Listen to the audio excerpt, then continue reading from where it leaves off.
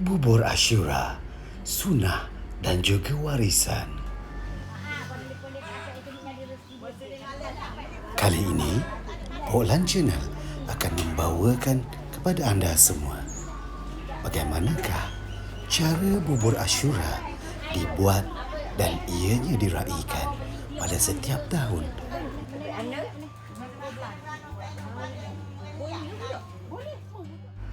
Bagi masyarakat kampung, ini adalah satu-satunya peluang untuk berkumpul beramai-ramai bersama sanak saudara untuk melakukan dan membuat sunnah di zaman Nabi kita dahulu, iaitu Nabi Nuh, dengan membuat acara memasak bubur Asyura.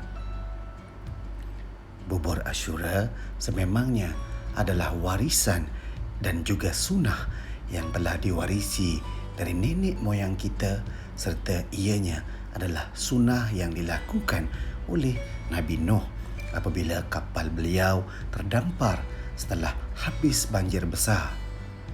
Dia mengambil seluruh dan segala makanan yang ada tersisa di kapal untuk dicampurkan bersama, maka terhasillah bubur Asyura. Masyarakat kampung khususnya akan membuat acara memasak bubur Asyura pada setiap tahun. Bubur Asyura ianya terdiri daripada bahan-bahan yang dapat kita lihat dan ianya akan dilakukan secara bergotong royong, khususnya di kampung, dan juga akan mengumpulkan sanak saudara bagi melakukan proses membuat bubur Asyura ini. Di antara bahan-bahan yang digunakan untuk membuat bubur Asyura adalah beras, jagung, kacang hijau, santan dan juga campuran-campuran herba untuk melazatkan lagi bubur Asyura.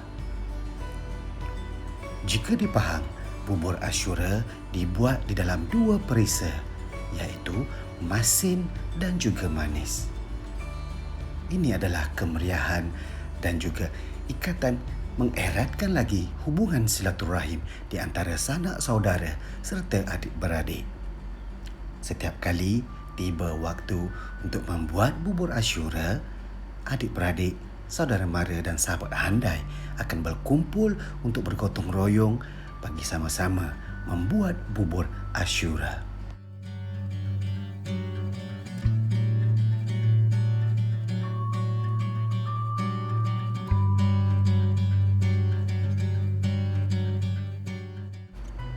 Jika di zaman dahulu kala, proses membuat bubur Asyura ini hanyalah menggunakan bahan-bahan yang sangat-sangat asas. Bahan utama kebiasaannya untuk membuat bubur Asyura adalah beras, dan ianya akan dicampurkan dengan daging, ayam maupun buah-buahan kering. Jadi jika dapat anda lihat di kawasan kampung, kemeriahan serta ikatan silaturahim yang terjalin ketika adanya kenduri kendara ataupun meraihkan sesuatu yang dapat dikongsikan bersama adik-beradik dan juga sahabat handai. Bubur Asyura ianya sunnah dan ianya juga adalah warisan yang diwarisi dari nenek moyang kita untuk kita meneruskan acara sebegini. Jika di kampung, memasak bubur Asyura merupakan satu tradisi yang tidak akan pernah dilupakan. Di antara keseronokan yang dapat kita saksikan di sini adalah ikatan silaturahim di antara adik-beradik dan juga sahabat handai. Bubur Asyura yang akan dimasak terlebih dahulu bahan-bahan yang keras seperti beras, kacang hijau dan juga jagung akan dimasak terlebih dahulu, dicampurkan dengan santan.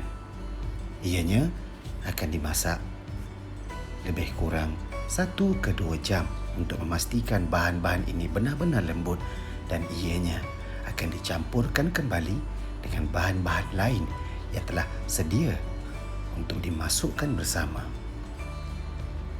Setelah bahan-bahan asas ini dimasak, ianya akan disalinkan dalam satu periuk besar untuk dicampurkan dengan bahan-bahan yang lain. Di antara proses-proses membuat bubur Ashura, apa yang perlu ada adalah kawasan dan juga tempat untuk memuatkan kancah ataupun yang dipanggil kuali besar ataupun kawah. Setelah semua bahan-bahan ini dicampur, bubur Ashura ini akan dimasak dalam tempoh 1 ke 2 jam lagi untuk memastikan ianya benar-benar masak dan bahan-bahan tadi bercampur dan akan memberikan rasa yang sangat enak. Di sini, Ashura yang dimasak ini akan dibiarkan di atas api yang kecil dan terus dikacau bagi mengelakkan ianya berkerak. Terdapat 2 perisa bubur Ashura, iaitu masin dan juga manis. Jika dapat kita lihat di sini, sanak saudara datang beramai-ramai, berkumpul dan membawa bahan masing-masing untuk sama-sama berkongsi bagi membuat bubur Ashura. Setelah bubur Ashura ini masak, ianya akan diagihkan kepada mereka yang ada di luar sana dan juga ianya akan dibahagikan sesama adik-beradik, saudara mara, bahkan ada juga yang bersedekah di masjid, di surau ataupun kepada mereka yang lebih memerlukan.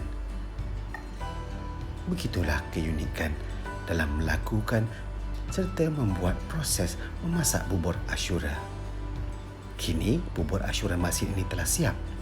Seterusnya, proses untuk menyediakan bubur Ashura manis pula.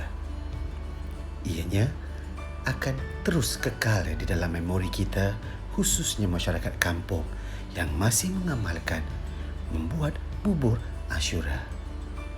Semoga klip serta video kali ini memberikan manfaat dan juga faedah. Okey, itu dia paparan kisah kita pada kali ini. Jangan lupa untuk subscribe, like, share dan juga komen Pok Lan Channel. Semoga info yang diberikan bermanfaat dan juga boleh diguna pakai. Baik, sampai kita jumpa lagi. Assalamualaikum. Sampai kita jumpa lagi. Assalamualaikum.